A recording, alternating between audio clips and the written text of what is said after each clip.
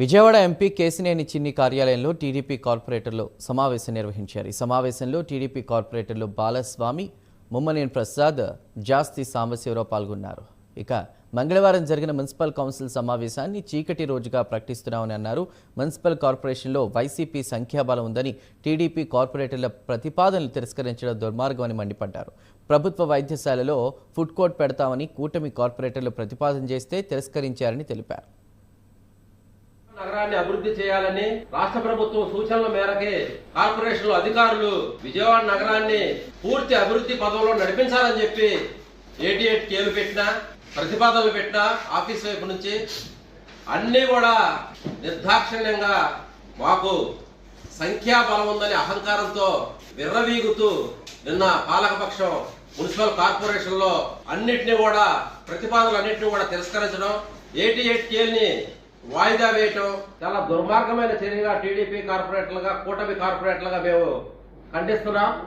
BC సోదరులు సగరాల committee కళ్యాణ మండపం కమ్యూనిటీ హాల్ కోసం ఒక ప్రతిపాదన పెడితే అధికారులు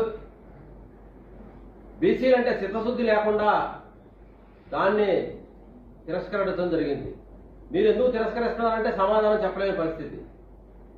అలాగే తాగునీరు 3000 మంది ప్రజలకు తాగునీరు ఇద్దామంటే తాగునీరు మేము ఇవ్వం, మాకు ఇవ్వాల్సిన అవసరం లేదని చెప్పి దాన్ని తిరస్కరించారు. ఏంటి ఎందుకు తిరస్కరిస్తున్నారంటే సమాధానం లేదు.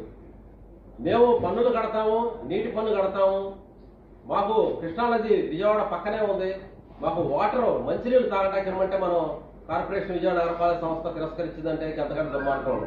కౌన్సిల్లో మరి మెజారిటీ ఉన్నటువంటి వైకాపా వారు ఎవరైతే గౌరవ కార్పొరేటర్లు కానివ్వండి, ప్రజల నుంచి వచ్చినటువంటి సమస్యలు అధికారుల చేత పెట్టినటువంటి తీర్మానాలు కానివ్వండి తిరస్కరించడం, ఇది ఈ విజయవాడ నగరపాలక సంస్థలోనే ప్రజా సమస్యలని మొట్టమొదటిసారిగా తీర్మానాలని తిరస్కరించడం యొక్క మరి వారి యొక్క అవివేకానికి నిదర్శనం ఇది. ఈ యొక్క సభ్యులందరూ కూడా ముందు నుంచి కూడా ఈ విజయవాడ నగరంలో ఎటుగూడి మనం ఓడిపోయాం. 3 అసెంబ్లీలు, పార్లమెంటు, మరి తెలుగుదేశం పార్టీ కూటమి అధికారంలోకి వచ్చింది. మనం ఎట్లయినా సరే విజయవాడలో కార్పొరేషన్లో మనకు మెజారిటీ ఉంది కాబట్టి ఏదైతే రాష్ట్ర ప్రభుత్వం ఇచ్చేటటువంటి ఈ యొక్క సహాయ కార్యక్రమాలు కానివ్వండి, కేంద్ర ప్రభుత్వం ఇచ్చేటటువంటి గ్రాంట్లు కానివ్వండి, నిధులన్నింటినీ కూడా రానియకుండా ఈ విజయవాడను అభివృద్ధిని చేయకుండా విజయవాడకి ఏదో ఒక మోకాలు, విజయవాడ అభివృద్ధికి మోకాలు అడ్డాలని చెప్పి నిన్న జరిగినటువంటి కౌన్సిల్ మేయర్తో సహా విజయవాడ నగరపాలక సంస్థలో ఉన్నటువంటి మేయర్ సైతం కూడా మరి ఆ రకమైనటువంటి విధానాన్ని నిన్న కొనసాగించారు. మరి మొన్నటి వరకు వైఎస్ఆర్సీపీ అధికారంలో ఉండగా ఇక్కడ ఉన్నటువంటి మంత్రులు కానీ, శాసనసభ్యులు కానివ్వండి, స్టాండింగ్ కమిటీలో కానివ్వండి, కౌన్సిల్లో కానివ్వండి, వారికి అనుకూలమైనటువంటి తీర్మానాలు తీసుకొని వారికి సంఖ్యాబలం ఉంది కదా నెగ్గించుకొని కూడా స్వార్థపూర్త ప్రయోజనాలకి పాల్పడటం జరుగుతూ వచ్చింది.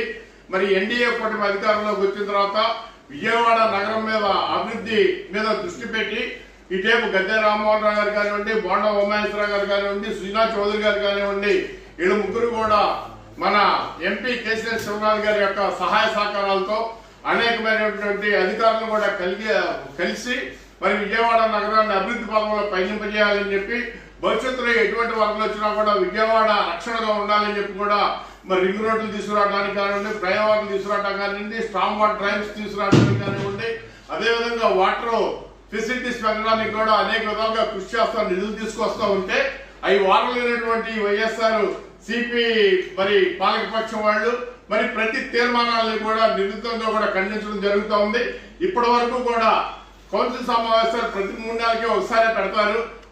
ఆ సమావేశాల్లో కూడా కౌన్సిల్ సమావేశాలన్నింటినీ కూడా ఏ విధంగా బుల్డోజ్ చేస్తారో, ఏ విధంగా రైలు పరిగెత్తుకుంటూ వెళ్తారో, మరి ప్రతిపక్ష కార్పొరేటర్ల యొక్క డివిజన్లు కూడా ఏ విధంగా అశ్రద్ధ చేశారో కూడా మీ అందరికీ తెలిసినటువంటి విషయమే.